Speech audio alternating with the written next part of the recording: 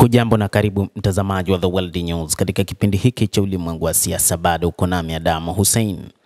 Baraza kuu la kisiasa la Wahuthi wa Yemen limemteua Meja Jenerali Yusuf Hassan Al-Madani kuwa mkuu mpya wa majeshi ya Wahuthi wa Yemen, akimrithi marehemu Jenerali Mohammed Abdul Karim Al-Ghamar aliyeuawa katika uvamizi wa kijeshi wa hivi karibuni uliofanywa na Israel.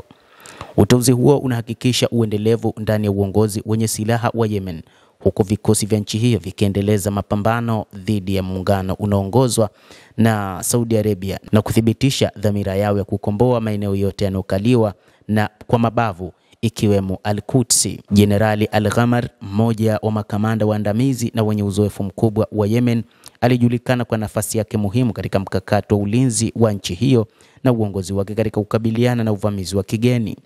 Maafisa wa Kihuthi wa Yemen wanaapa kuendeleza urithi wake wa upinzani na dhabihu zake. Al-Ghamar alikuwa na mchango mkubwa katika kuratibu operesheni za kijeshi za Yemen na kuimarisha uwezo wa kujihami katika kukabiliana na miaka mingi ya mashambulizi ya anga na vizuizi.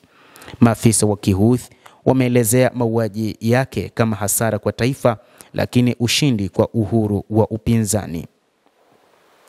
Lakini tumfahamu kwa mapana Jenerali Yusuf Hassan Al-Madani ni nani na amefanya matukio gani makubwa, ambapo kamati kuu na uongozi wa Kihuthi wameamua kumteua kumrithi kamanda Al-Ghamar aliyeuawa kwa mashambulizi yaliyofanywa na Israel.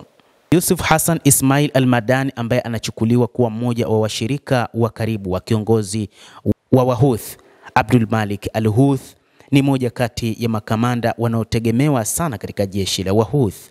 Al-Madani anajulikana kuwa amepata mafunzo ya kijeshi nchini Iran ndani ya miundo ya jeshi la walinzi wa mapinduzi ya Kiislamu IRGC, na aliporejea Yemen akawa mmoja wa makamanda wakuu wa Kihuthi na aliwahi kuwa mratibu mkuu kati ya kundi hilo. Lakini alishiriki katika mapinduzi ya mwaka 2014 nchini Yemen na katika operesheni zilizolenga kuachilia huru raia wa Iran wanaotuhumiwa kwa ujasusi. Mnamo mwaka wa 2017 Saudi Arabia ilimweka Al-Madani kwenye orodha inayotafutwa, ikitoa zawadi ya dola milioni 20 kwa atakayepata kumkamata. Miaka minne baadaye, mnamo mwaka 2021 aliidhinishwa na idara ya hazina ya Marekani kama mtu anayetishia usalama wa Marekani na washirika wake. Wapiganaji wa Kihuthi sasa wamesema wamemteua Al-Madani kuwa mkuu wa majeshi hayo, wakidhani kwamba ndiye mtu sahihi anayeweza kuchukua mikoba ya Al-Ghamar. Wahuthi wa Yemen wanadhibiti mji mkuu wa Sanaa pamoja na maeneo mengi ya magharibi na kaskazini mwa nchi, na makazi ya zaidi ya watu milioni 20 ni sawa na eneo la takribani 70% ya wakazi wa Yemen. Vuguvugu hilo lilichukua jina lake kutoka kwa ukoo mkubwa wenye ushawishi mkubwa kutoka milima ya Maran katika mkoa wa Saada, ambao viongozi wao waliongoza mapambano ya uhuru wa kikanda na kunyakua mamlaka juu ya sehemu kubwa ya nchi wakati wa vita vya mwaka 2014 hadi mwaka 2015, ambapo Saudi Arabia pamoja na Umoja wa Falme za Kiarabu waliingiza majeshi yao kwa ajili ya mapambano dhidi ya kundi hilo.